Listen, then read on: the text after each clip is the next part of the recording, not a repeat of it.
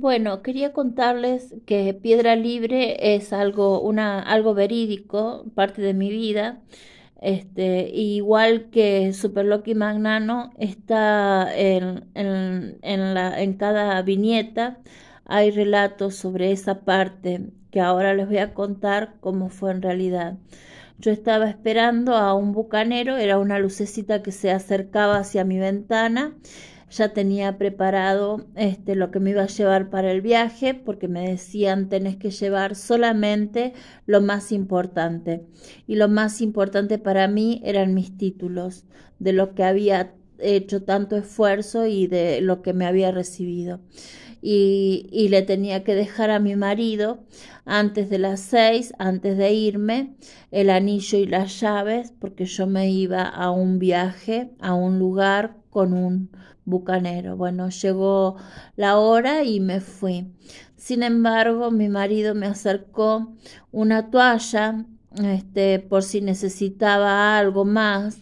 Y bueno, entonces me despidió y me dio algo más de dinero porque dice vas a tener que buscar un lugar para dormir. Él se pensó que yo iba a buscar trabajo a otro lugar. Entonces, bueno, yo llego a los cóndores y ahí la voz me dice, bájate acá, me bajo y la voz me dice, andate hasta hasta al este y encontrá un charco, para poner ahí porque yo llevaba el velero que dice en Piedra Libre está ahí descrito. Entonces, bueno, la voz me dice, andate hasta el este, me voy caminando hasta el este, hasta unos maizales y no encuentro al charco. Entonces le digo a unos paisanos que estaban ahí si había llovido recientemente y si había algún charco para el este, porque un amigo me estaba esperando, porque era el amigo con el que yo me iba a encontrar, y bueno, los paisanos me decían que no, que tenía que ir para el otro lado, porque para el otro lado estaba el embalse, el dique, el agua, donde se ponían todos los veleros. Bueno, muchas gracias, le dije y seguí mi camino hacia el este porque así me había dicho Dios. Entonces seguí mi camino y encontré el charco. El charco estaba en el este, a donde mi amigo me decía. Bueno, ahí puse el velero y el velero era una máscara, como les dije, con una vela y en la vela tenía poesías, que era un libro que se abría y tenía, bueno, era artesanalmente hecho. Y ahí estuve con alimañas, qué sé yo, y al mediodía, como no venía mi amigo no se presentaba, o mi fantasma, entonces me fui al cenit, a la hora del cenit, a las 12, como no vino, me fui. Tomé de nuevo el ómnibus y partí hasta, porque yo buscaba las granadillas, la granadilla, que era un lugar atrás de la cumbrecita. Era una estancia y que ahí me iba a esperar un amigo con unos tragos, con unos aperitivos. Y bueno, ahí nos íbamos a juntar. Entonces yo llego hasta donde se hace el Festival de la Cerveza, como es, este, mm, eh, eh, ¿cómo es, Gustavo, donde se hace el Festival de la Cerveza? A Villa General Belgrano, llego y me bajo del ómnibus y bueno, digo, y camino, me dice la voz, camina un poco hacia tu izquierda y bueno, estaba una granadilla.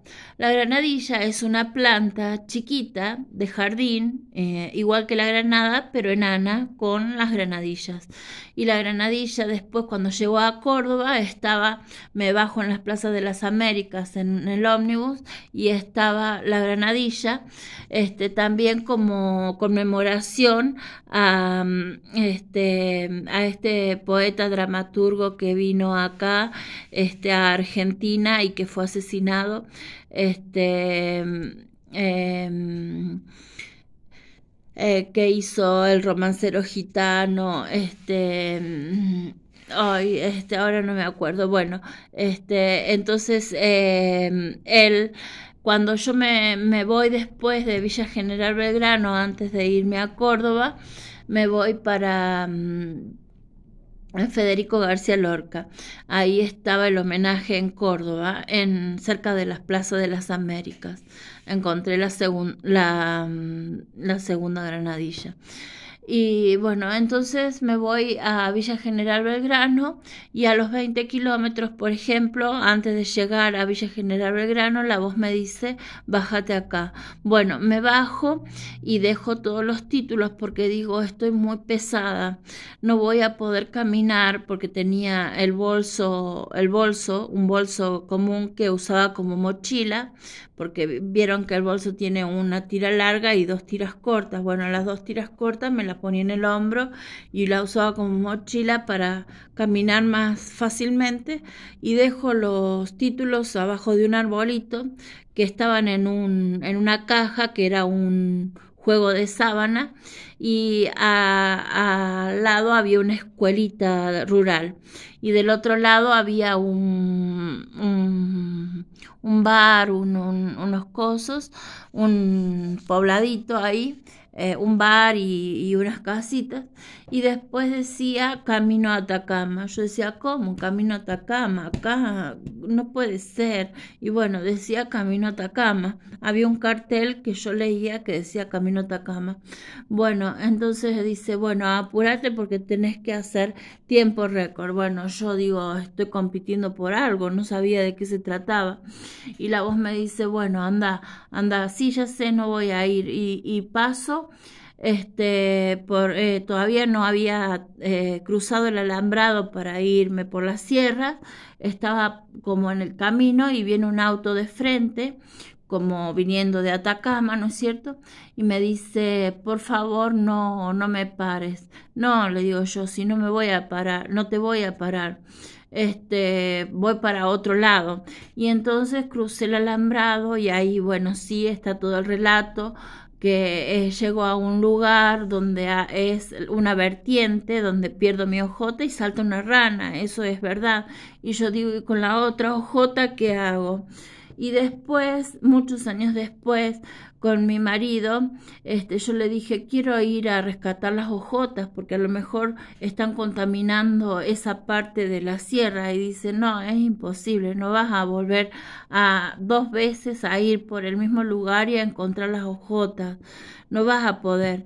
Y bueno, con él fuimos a ese lugar, encontramos el bar, así, el bar que era también, yo había tomado una latita de cerveza antes de ir hasta hasta la Cumbrecita, donde fui a la Cumbrecita, fui primero a la parte alta, que un muchacho con 2 hijitos que iban atrás, iban de vacaciones de verano a la Cumbrecita y me dijo, vos te vas a acordar de mí siempre, me dice. Y sí, yo me acordaba de él siempre porque yo hacía como María Cash, hacía dedo para un lado o para el otro, porque nadie me paraba para llevarme, o sea, para llevarme a Villa General Belgrano o a la Cumbrecita. Para mí era lo mismo, estaba en un trance, ¿se entiende, no es cierto? Entonces, bueno, pero estaba en un trance que no estaba sola, estaba acompañada. ¿Quiénes eran los guías, los que me acompañaban? Bueno, ellos lo sabrán, porque yo todavía no los conocí. Entonces, esta realidad así como paralela, bueno, me lleva este muchacho, este hombre, y los chicos dicen, ay, papi, me da el sol, entonces les pongo la toalla para que no les dé el sol en la ventanilla y la cierro. Y bueno, él me dice que yo me iba a acordar siempre de él porque fue el único que paró para acercarme a otro pueblo. Y bueno, después me fui para el lado, no te vayas, decía la voz, no te vayas, decía como si él dijera, ¿no? Pero yo me fui para el lado de lo alto para ver el sol que se iba a poner, para ver el atardecer, digamos. Y era es la parte más alta de la cumbrecita. La cumbrecita es un lugar donde no se transita con autos, sino que es peatonal todo el pueblo. Se dejan los autos en el estacionamiento afuera. Y hay una cascada muy bonita, muy alta. Yo ya había estado otra vez antes cuando era estudiante con una amiga, Nancy. Y bueno, entonces voy ahí después del viaje, todo lo que conté. Lo único que no conté es que cuando yo llego a la Casa Blanca esa que estaba entre dos caserones de teja y donde estaba la mina de cal, no de carbón como dije porque me equivoqué.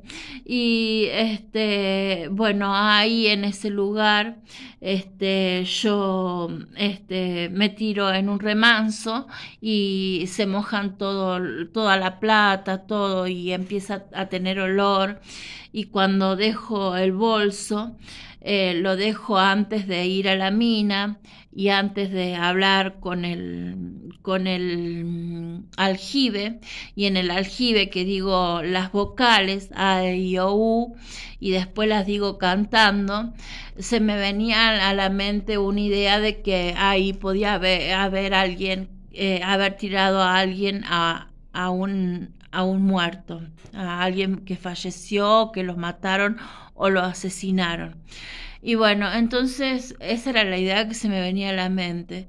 Entonces yo tenía que transformar eso y hacer que alguien supiese, pero que lo supiese telepáticamente, para que viniese a ese lugar a ver y a comprobar que en ese aljibe si había o no había alguien.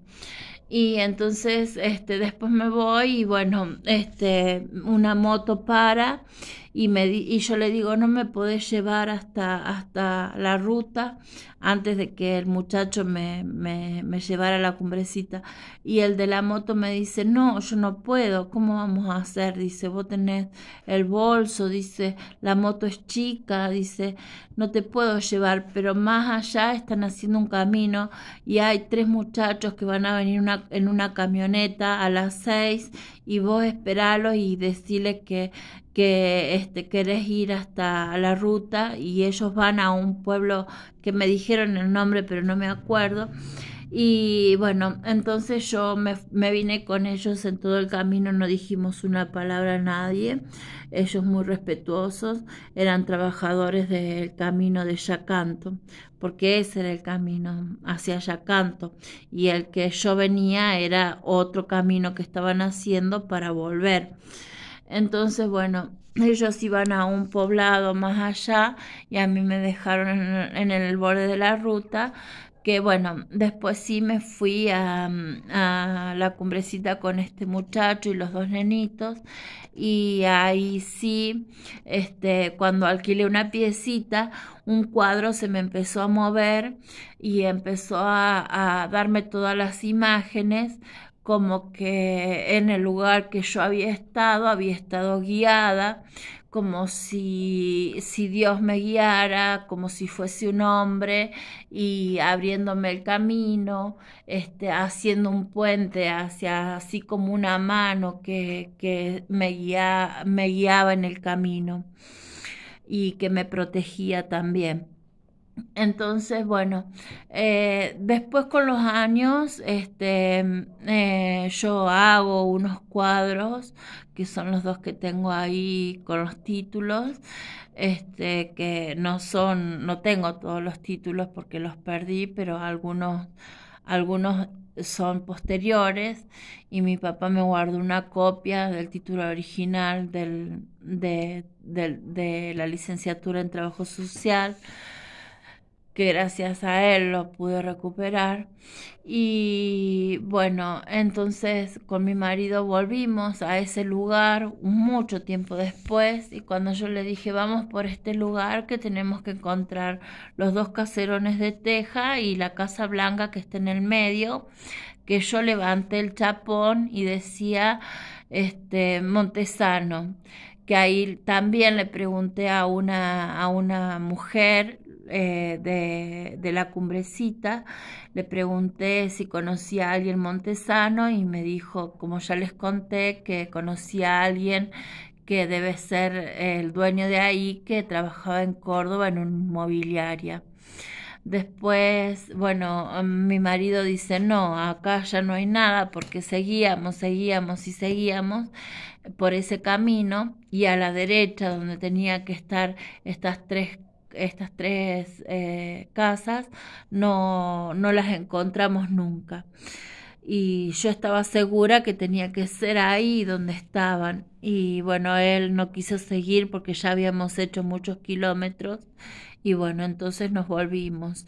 Y ahí levantamos a Adam, que lo llevamos hasta su casa, que era en Santa Rosa, camino a Yacanto. Y Adam tenía 22 bisnietos. Y nos sacamos una foto y quedamos en volver, pero no pudimos volver. Y ahora una amiga, una colega, trabajadora social, Eliana, vive por esa zona, camino a Yacanto. Y bueno, lo que no pude lograr es llegar al Hotel La Granadilla, pero sé que existe, que es un hotel que fue casco o una estancia, un casco de estancia y que está adaptada para recibir a turistas. O sea, debe quedar en Yacanto, pero atrás de, no sé si en Yacanto, vi el mapa, pero no sé si en Yacanto o atrás de la Cumbrecita, no sé bien.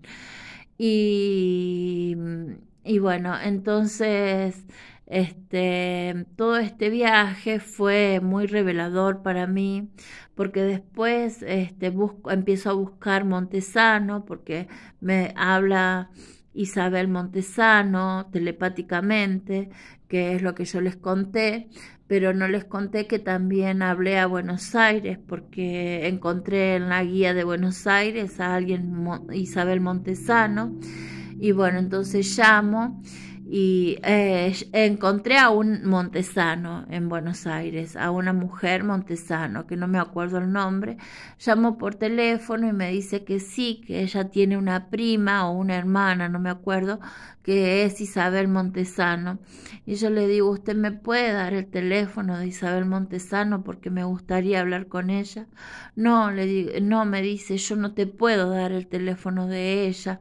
Dice, porque ella, no sé si me dijo, porque ella es muy viejita o porque tiene inconvenientes para llegar al teléfono o porque no atiende a desconocidos, que la disculpe, pero que no me podía dar el teléfono de Isabel Montesano.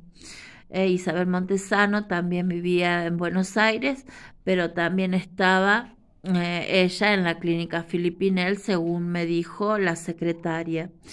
Y otra cosa que quería contarles es que quien me dijo que Montesano estaba en una inmobiliaria en Córdoba era una mujer que iba a hacerse quimio porque tenía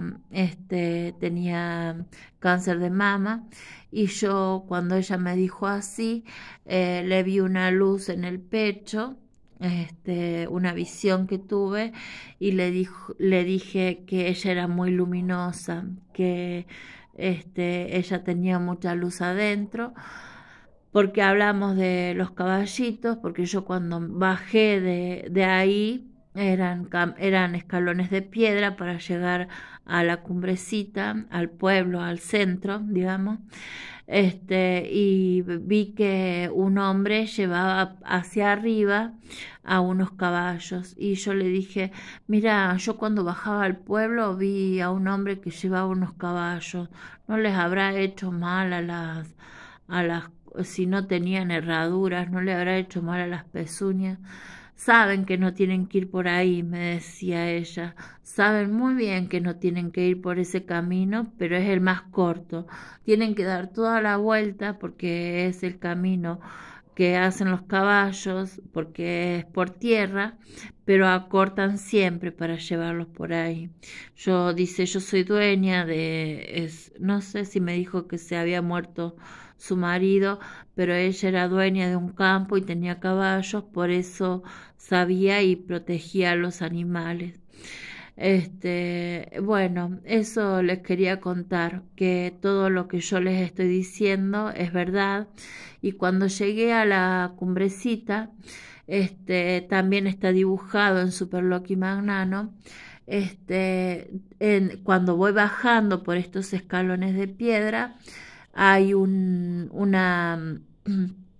se llama? Esos que llevan agua, una acequia que tiene todo como hiedras y cayendo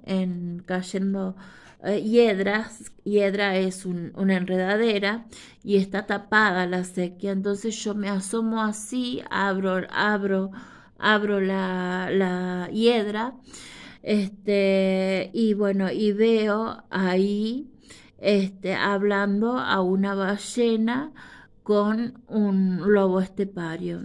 Y yo digo, no puede ser esto, no puede ser nunca esto es imposible que yo esté viendo esto en este momento y lo esté viendo tan real como que yo era la ballena y estaba hablando con alguien que era el lobo estepario.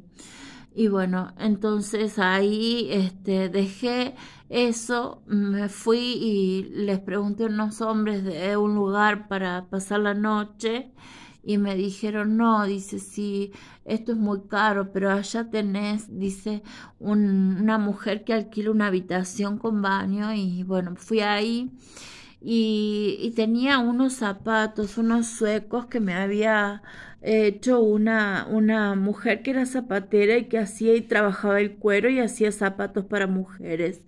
Entonces los pongo afuera y justo cuando salgo veo a un zorrito que se queda quieto ahí como congelado cuando yo lo veo. Hermoso el zorrito. Y estaban festejando un cumpleaños y bueno, el zorrito se fue y yo le dije feliz cumpleaños a los que estaban festejando. No me habían invitado. Y bueno, después fue eso que yo les digo, que veo como todo lo que todo lo que había caminado durante ese día por las sierras, todo salvaje, ¿no? Estaba ahí como Dios guiándome. Y también cuando llego a Santa Rosa, no tengo en todo el lugar, no tengo comunicación con nadie porque mi teléfono celular, mi perrito Charlie, era Zarco y murió muy chiquito, lo atropelló un carro. Él me había comido los cables y había dejado los hilitos de cobre pelados, ¿no?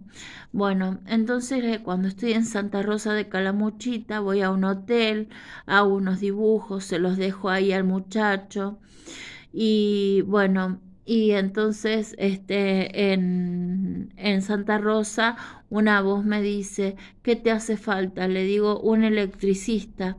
Y cuando llego ahí a Santa Rosa, voy a la terminal y bueno, ya le había dicho que necesitaba un electricista y bueno, me siento así y le digo a la moza si la puedo ayudar a limpiar las mesas o algo y bueno, me tomo una gaseosa y espero porque no tenía comunicación con nadie y no sabía cuánto tiempo había pasado desde que yo estaba fuera de mi casa. Entonces, le digo, vienen dos hombres, se sientan en una mesa, piden unas gaseosas, yo me acerco a ellos y les digo si ustedes saben hacer alguna conexión eléctrica. Y dice, sí, nosotros somos trabajadores de PEC, que es la empresa provincial de energía cordobesa, ¿no? De energía eléctrica cordobesa. Y entonces yo le digo, ustedes me pueden hacer un puente en este cable que me comió mi perrito y que todavía no pude comunicarme con nadie y me deben estar buscando. Y ellos hicieron el puente porque justo también tenían la cinta de electricidad, esa cinta negra que viene de distintos colores. Bueno, y entonces me hicieron el puente, yo pude conectar el teléfono para hacerlo cargar, esperé un ratito hasta que se cargara y llamé y le dije a mi papá, porque el único número que yo me acuerdo siempre, no memorizo números, pero el único número que yo me acuerdo siempre es el de mi casa de la infancia y el de y el de mis mejores amigos también de pueblo italiano. Y entonces, bueno, eso pasa, pero cuando yo estoy viniendo de Villa General Belgrano, quería contarles esto y acá termino. Bueno, me dicen, ¿qué necesitas? Porque yo me había quedado sin calzado y a la noche anterior, antes de irme a dormir, dejé las toallas que me había regalado, que me había llevado Gustavo, unas toallas con una bici, con una rueda grande y otra chica, de color lavanda. Las dejé ahí porque yo me quedé a la orilla del río mirando las estrellas y no quise llevar las toallas, no sé por qué motivo, se me había puesto que tenía que dejarlas ahí. Me tomó el colectivo y me fui a Villa General Belgrano. Y ahora, ¿qué necesitas? Me decía, y yo estaba con unas camisetas que tenía, me las puse de zapatos y le dije, necesito una zapatería. Entonces, bueno, dije eso mentalmente, todo fue mentalmente, telepáticamente. Entonces cuando él me dice, bueno, bájate acá en esta esquina, también telepáticamente me dice, yo le hago caso, me bajo y al frente había una zapatería. Yo no conocía el lugar, ni Santa Rosa, ni, ya les digo, solamente la cascada había llegado a la cumbrecita, pero no conocía eh, ese lugar, esos lugares. No había ido, nunca fui a la fiesta de la cerveza en Villa General Belgrano y a Santa Rosa tampoco fui y bueno. Entonces a mí me asombró que justo me dijera la voz, bueno, bájate acá y al frente hubiese una zapatería. Yo tenía el dinero antes de irme a Córdoba a lo de mi hermana Sol, que ahí les conté lo del fantasma, cuando tomaba la sopa y el acuerdo que hicimos, el contrato, o sea, si me gustaría hacer algo por los locos. Entonces ahí me bajo y bueno, estaba la zapatería, compro unas zapatillas que en esa época me salieron, me acuerdo muy bien, 400 pesos. Y bueno, me pongo las zapatillas, tenía medias y un hombre me dice, me ayuda a elegir, porque se pensó que yo era una vendedora del lugar, me ayudas a elegir unas zapatillas para mi hijo, dice, él juega al básquet, dice, y es un urso grandote, alto, así, me dice. Bueno, le digo, yo viste que siempre para los hombres era el año 2012, 2011, 2012. Viste que siempre le digo yo, las zapatillas son negras, grises, con blanca. Hay pocas de que tienen algún color. Vamos a elegirle cuánto calza, le digo. Bueno, me dice que calza 42. Y le digo, bueno, estas, mira, estas, pregúntale a ella si tiene el número grande. Y porque yo antes le había dicho si había alguna colorinche. Y bueno, y ese fue el relato verídico de lo que pasé, digamos, en otra dimensión. Les conté 3 dimensiones. Muchas gracias.